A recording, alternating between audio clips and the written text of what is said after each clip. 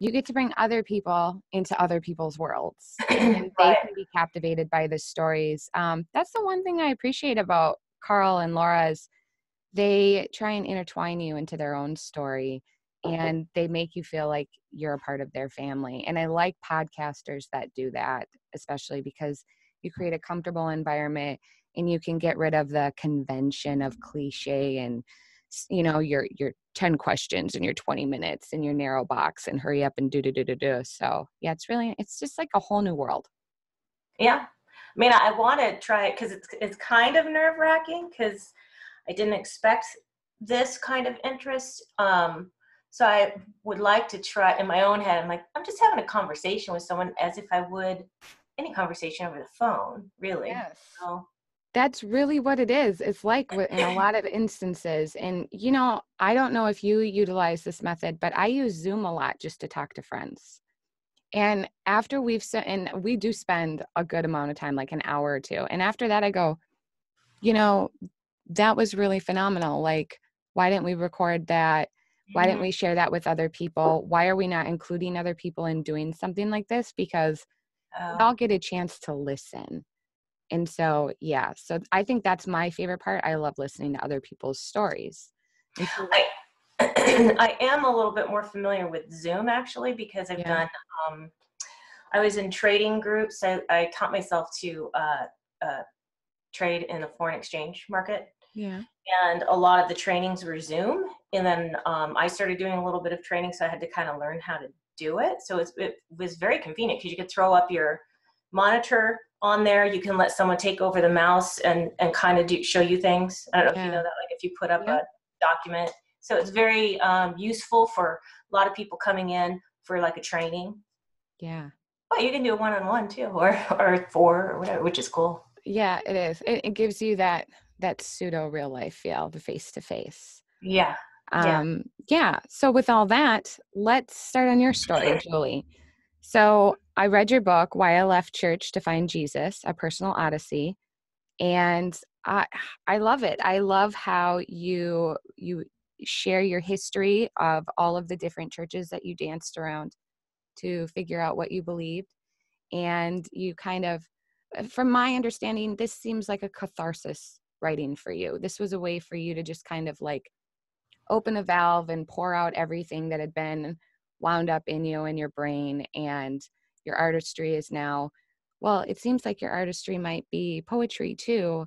And you have a particular passion towards music, it looks like. So with all of that, you could just kind of unwrap for us your Odyssey and your artistry. Sure. So you're correct. I really I didn't really plan on writing a book and then after I was starting to put it together as a book, I wasn't ever planning on making it public. But yeah, I enjoy writing, always have since my youth. I grew up in a bit of a dysfunctional household, and the way I learned to process what I was going through was through poetry, journaling, singing. I would just make up songs because I do have an okay singing voice, so I can carry a tune, and just make up songs on the spot as a way of expressing myself. And in some ways, it was a way of expressing myself to God or relating to God. Even though our household, I didn't grow up in a religious home or spiritual home, but we did have a little bit of, my mom was Catholic, my dad, he was Presbyterian actually. So I did have a little bit of that. I mean, we would say prayers, kind of really basic prayers at supper, and that's about it. But I found myself from, just a very, very young age, just being very intrigued with this idea of the spiritual, this idea of this God out there. It was fascinating to me. And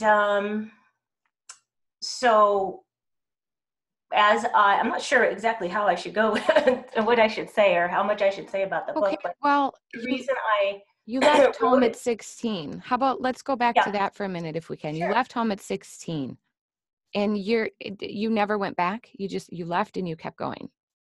I did go back for 6 months. Okay. I It's a strange thing. You can be you can be in an abusive relationship and know that it's unhealthy and get out of it, but you, especially your parent, you miss your mom as a daughter. You know, I just had that deep love for my mom. Now, this is I don't think I've shared this, and I didn't share it in the book. I'm adopted, so this is my my adopted mom, Hmm. who's passed now, and they were divorced. Well, I think I wrote it in the book. Yes, they were divorced when I was 14. My adopted mom and dad. So my birth mom, who I met in my late 20s, she's like, oh no, people are going to think that I was the mom that kind of gave you a hard time. And Hmm. like, oh, I didn't even think of that. I'm sorry. But she's like, it's okay. So yeah, I left at 16, and then I was really, that's hard to do when you're a Yeah. young girl. And I did go back for 6 months and then left again on better terms, a little bit better terms, and moved in with my girlfriend and had our little condo and trying to figure out life when you're young. It was a good time. It was a good time of growth. And was it the friend that you moved in with that got you involved in looking at different churches and beliefs? Oh, no. Not that one. The one that I originally moved in with, it wasn't even her family. It was just a friend of her family Mm. that introduced me to church. It was a charismatic church. Mm-hmm. They were very kind and loving people, but it was just a little bit too overwhelming for me, all the Speaking charisma. in tongues and having a divine revelation give you a seizure. Yes, I mean, really a lot of Yeah. physical manifestations of their experience, and it was a little too much for me, so I didn't stay there. Yeah. And then I Um, fell away from church altogether. so you never spoke in tongues? I did. Well, You did? You did? in the book, I mentioned that, well, that was kind of a requirement. So, Yeah. and I don't know, what does this mean? What is this language these people are speaking? I don't get it. So they took me on a retreat to sort of help me learn how to do that. And one afternoon, we're in prayer circle, and it was really a beautiful time. I felt very like this unconditional love from them, but they were very insistent that I had to speak this language. And they said, Mm-hmm. well, it's kind of like, you just say don't try to make sense of your language and just kind of speak words that whatever comes out. It doesn't even have to be intelligible language. And it kind of reminded me of humming a little bit when I would Mm-hmm. hear them. And I thought, well, I know how to do that. I love to like hum songs and things like that. So I Mm-hmm. did. And it was like a very exciting time for them. Like, oh yay, for them, it meant I was baptized with the Holy Spirit. Okay. Okay. That's what it Yeah, meant. I've never really been familiar with the charismatic church. And Mm. I thought it was really interesting as I was reading your book and then another book. And then the last two guests I've interviewed all had similar experience with speaking in tongues, being Oh, brought up in the charismatic church. And I'm like, where has this church been my whole life? Because I mean, I've never experienced one. And I thought, I probably could have got down with some of that stuff for a long time. I mean, just thinking about all the things I've done, because I mean, I was like a practicing Buddhist in high school in my early 20s. And then I went over to Wicca and, then it was like Hindu and I was all over the place. So I just had never heard of it. And it's very interesting. I have a friend who attends a charismatic church, and she wouldn't call herself a charismatic, but she said her daughter just recently went through this experience that, for so long she had mocked, because you hear of those those divine experiences that make you shudder or just compulsively cry or what have you. But she said, sometimes it's not just a bunch of, noise and jargon. Sometimes it actually is real. And so I think that's what I appreciate most about all the different like genres and doctrines and denominations is in each of them, there is something that is real enough where you can experience the divine. And if you're getting the benefit out of it, it sometimes outweighs like the chaos and the crap of it, because at least you get to take that from it. And so it seems like maybe you kind of had a similar experience where you were just like, I'll taste this, I'll test this, I'm going to do this. But then you got comfortable in an atmosphere for a little bit until you started questioning again. And I'm just curious, what was it you wrote in your book that you were basically kicked out of the church? They didn't welcome you anymore.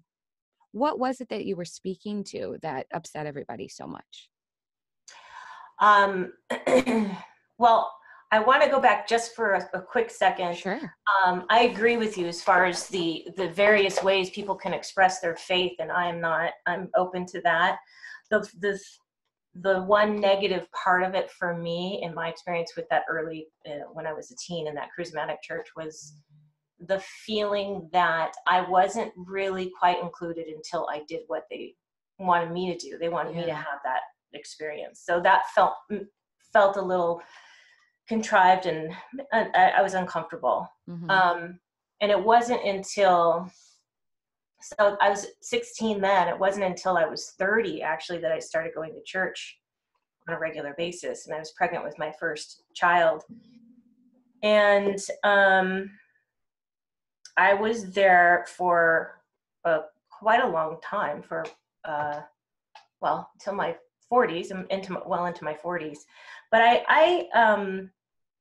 I love research, and I really got into theology. I thought I could really get to know this God better if I understood scripture really well. So, and as I learned, not all the doctrines rubbed me the wrong way. It was just some doctrines in particular that didn't seem to jive well with who I thought this father, this divine, loving father would be. So I thought, okay, I need to research this out for myself to feel like I can be on board 100%. Yeah. So the one that started getting me in trouble, I think this is what your question is what was it that started getting me looked at differently? Yeah. Was the doctrine of hell, specifically eternal conscious torment, is a doctrine that's some of these more fundamentalist churches adhere to. And that didn't make a whole lot of sense to me, that our loving Father would say, well, you haven't figured out all the right things to believe about me, so I'm going to torment you endlessly. Yeah, as though we'll be punished just for our ignorance. Yeah. Basically, it didn't make sense to me. So I did research that out. It didn't really take a whole lot of time to realize, okay, the Bible really doesn't support this very well at all. So I don't even know why people are supporting it. So that kind of started me on the road to deconstructing different doctrines. And the more I did that, the more my conclusions started looking different than the pastor and the elders and the professors. And that was a no-no. So to be fair, it wasn't just that I started having different conclusions, but in this world of social media, we have that ability to share or process what we're going through. And I do that. And that was taken as, well, you're making this public. People are reading that, and you're leading them away from the truth. That's what it was. Didn't they say you were deceived by the devil? Oh yeah. I was deceived by the devil. I was seeking after worldly ways, walking away from my first love, which is in scripture, that's Jesus. and no longer a sister in Christ. Just right Mm, out there, blatant. You're not a sister in Christ anymore. just cut out because you don't believe the exact same way we do. Yes, and specifically, I think the main things were it wasn't just the hell. It's just that I became far more inclusive in my theology and in the restoration and reconciliation. For me, it came down to, because after I started deconstructing eternal conscious torment, then I kind of thought, okay, annihilationism, that's a little more merciful. Maybe I can buy into that. So I started researching that, because some people do believe in that doctrine as well. So, which is just the doctrine of instead of endlessly tormenting you, you're punished and then you're snuffed out. Yeah, you never existed. Bye-bye. You never existed.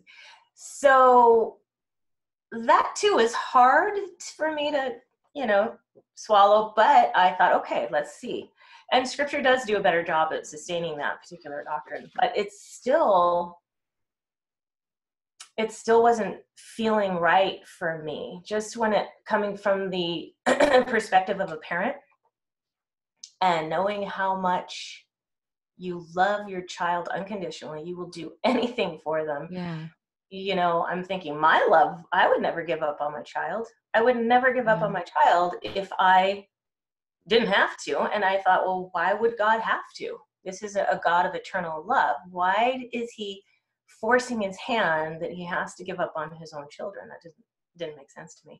So I kind of started looking into universalism and shared some things, on social media along those lines, that I was looking into that I was open to that. Mm-hmm. And as soon as I started sharing, I was becoming more open to the idea of, universal restoration for all humanity. That crossed the line. Kind of had that Carlton Pearson moment where your church was like, what? Yes. Yeah, you can't rewrite the Bible. You wrote about how when Rob Bell's book came out, that your pastor and a co-pastor wrote a response. And I have a feeling I know which person you're talking about. Leave his name out of it, but I can't help but wonder what is that like in just that experience when something comes to the surface like that, like Rob Bell's Love Wins, and you're in a situation where your pastor's like, do not believe what you're reading out here. Right. This is heresy. This is a false doctrine. What does it feel like to push against that? What does it feel like to know that, like, if you step outside of those boundaries, like, did you have fear at all that they were gonna do this? Or did you think that if you were so easily changed by what you had, that they were gonna fall in kind of with suit? Did you think you were gonna have more influence over them? Well, excuse me for clearing my throat. I have that cold in my throat. When Rob Bell's book came out, I was still in alignment with our church's understanding of hell. And it didn't occur to me to question my pastor, really. I mean, if he felt so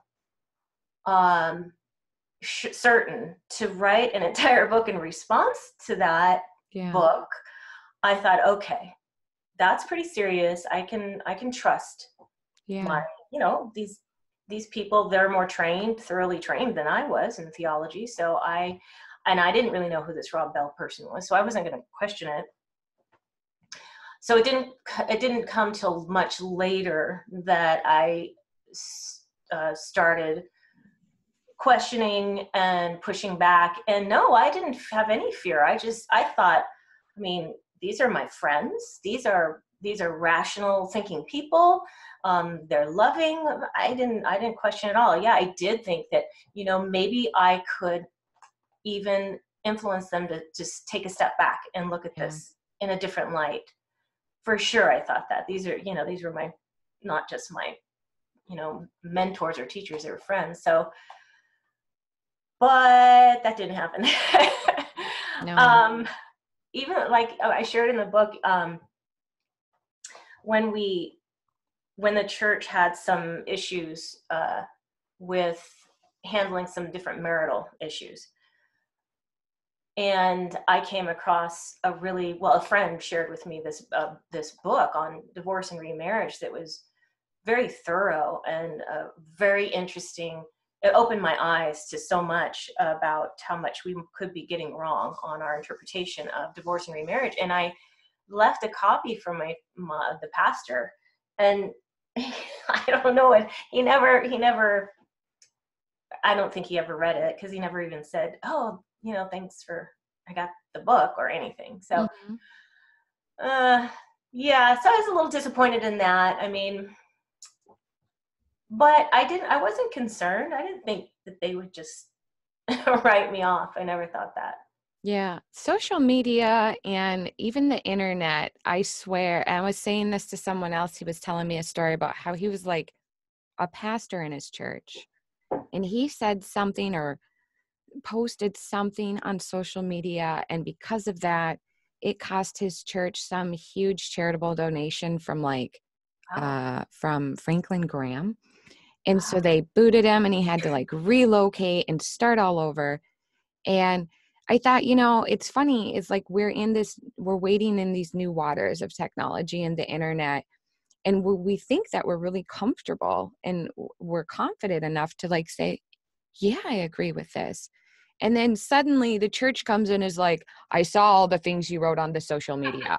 Because that happened to me too. When I was young, it was when like AOL was the thing, and there were chat rooms and there were flame war message boards that private members were granted access to. And I was in this message board venting about my ex. I was a single mother of two. He had left Minnesota, flew all the way to California with a minor, and left me and his two children alone. So I'm in this, and I'm 22, and I'm just needing a group to vent to. So because I used vulgarity in this private message board, that somebody in the message board came out, stalked me, figured out where I worked for this church, sent them screenshots. Literally, I was fired because I used vulgarity. No joke. And I thought, I was in the privacy of my own home venting. Like, God knows I use vulgarity. What? And I was like, it was instant. You're gone. And I thought, you can't push any button in this area anymore. And that changed my whole perspective of church. But anyway, nonetheless, this new area that we're in is like biting us all in the butt. Big time, it seems. But because they've always told us, don't read this, don't listen to that, don't do that. I mean, Jehovah's Witnesses, we've had them in our homes. They wanted to sit there and tell us one day that using the internet was like the tool of the devil, and that we shouldn't be like looking outside of the Bible. And I'm going, when people are telling you not to look anywhere else, that's a big sign you should look somewhere else. But we don't. Yeah. They convinced us they know more than we do. We are just these little sheep. You are our shepherd. You shepherd over your church, and you take care of us. But sometimes they're more concerned with taking care of themselves. And well, to be fair, my experience with our pastor, he encouraged us to read. Don't take his word for it. Read the Bible yourself. Yes, he did discourage us from reading some books that he felt were heretical, but he would always encourage us, read the Bible yourself, don't take my word for it. And so I did. So I said, okay, yeah, that's a good idea. And then it ended up not working out so well, I guess, or at least for my relationship with them. I bet he was like, that's not how you were supposed to read it.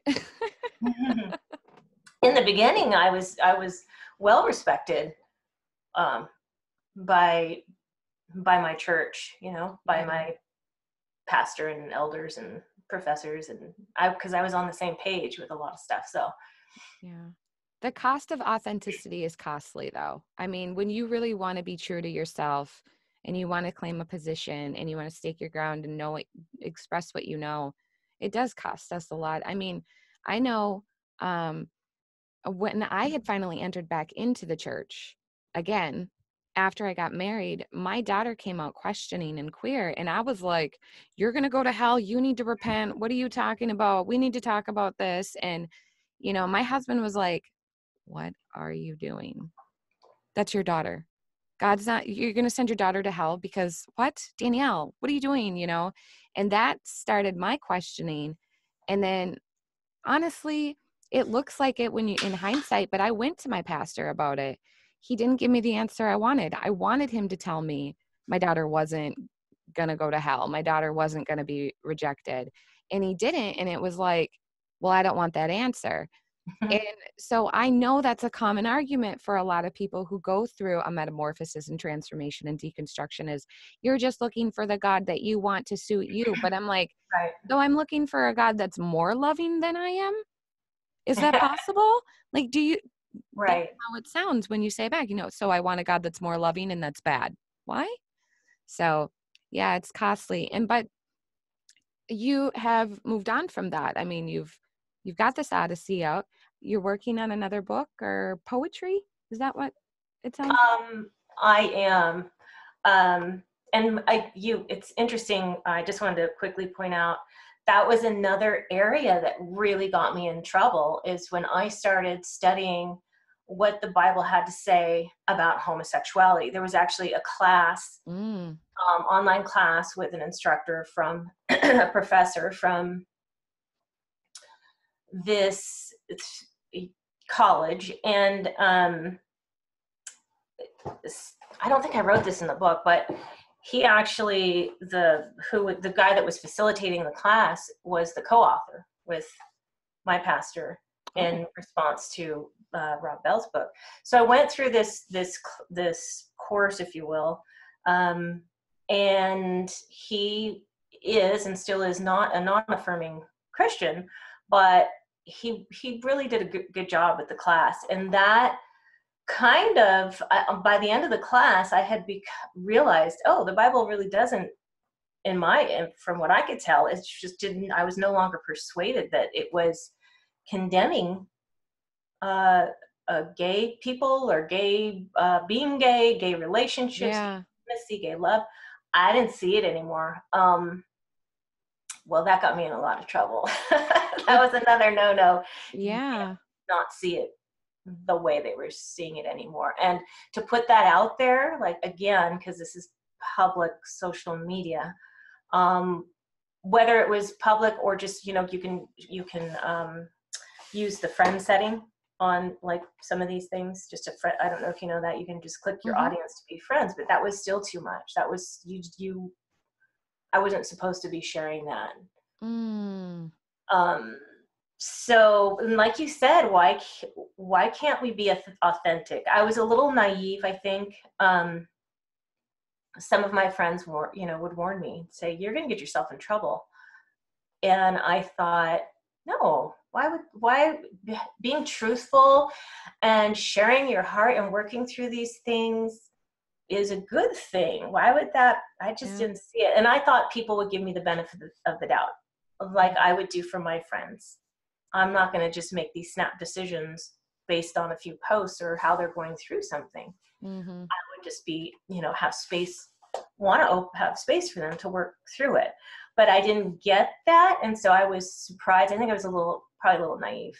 Yeah. And so do they like try to liken like, oh, your views therefore represent their views, and now you're going to create this bad reputation for them, and what will the people say? What will the churchgoers say?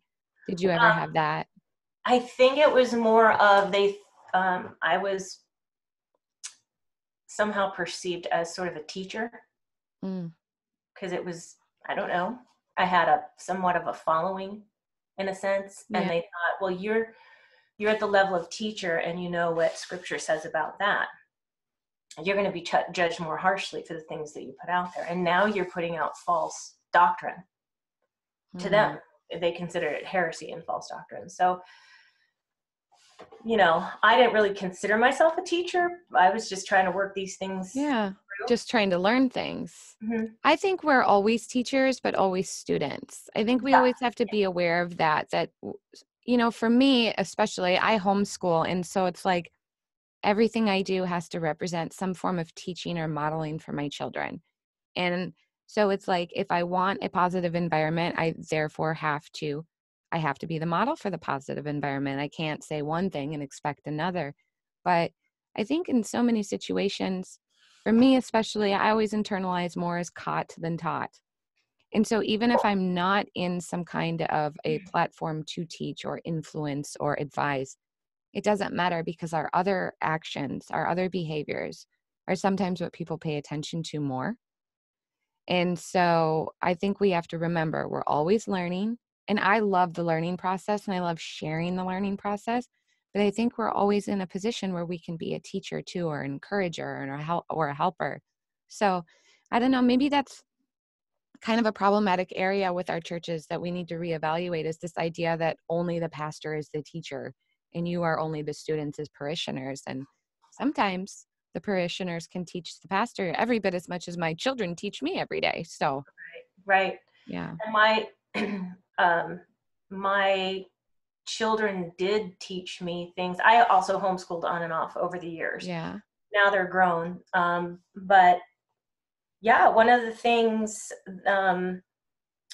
that made me question on a whole other level was when my youngest son woke up from a nightmare where he was just feeling like he was going to go to hell because he wasn't convinced he had that feeling of Jesus in his heart, which he had learned, I think, in VBS or, Sunday school or something. You have to invite Jesus into your heart and you will know that when Jesus is in your heart. And he said, I don't know what that feels like. So I think that I'm not what they want me to be, and I'm going to go to hell. So that really made me start questioning myself and my teaching for my kids. Like, what am I doing to my child? This is horrible. I love that. Yeah. And that was my daughter that made me question the teachings that I was adhering to. Like, am I really for an anti-gay doctrine if my daughter? Right. Yeah. So I love that. I love when our children can teach us. I love that most in the Bible. We're called to be like children. And so we have our children to teach us and to model an innocent behavior, a vulnerable behavior, and an authentic behavior that's not geared at attaining anything or accomplishing anything. They're just existing and being. I think it's really beautiful. Mm-hmm. So I'm sorry, I was going to say, so yes, I am kind of working on another book. yeah, that's where I wanted to go back to. Circle back. Yeah, I mean, I think I am, now that I've done it once, and I'm like, oh, okay, I know how to do this. It's really not that difficult. Because I did it all myself. I just decided, okay. Really? Well, it's because it can be expensive depending on what you use out there. But yeah, I thought, okay, so it's just going to put together some past writings, lyrics, poems, and most recently, the last couple years, I've been writing a lot more, just spiritual kinds of things and just musings. And I thought, you know what, I'll just put this into a book format, and why not? Yeah. And you're very particular. I noticed in your blogs, you always attribute some form of art. And I really like that. And you did that in your book too.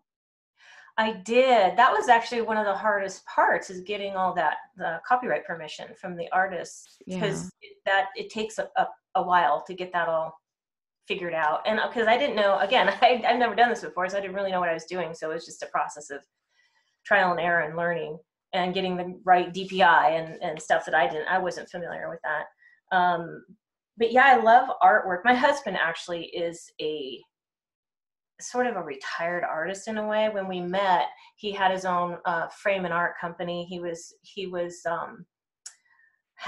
part owner in a gallery, and so he made different kinds of artwork, structural artwork, even jewelry. And I've always loved art, and I just thought, just like with songs with me, when I hear a song, when I see a piece of work, sometimes it speaks to me in a different way, and it brings out certain parts of my heart, or just makes me think about different things.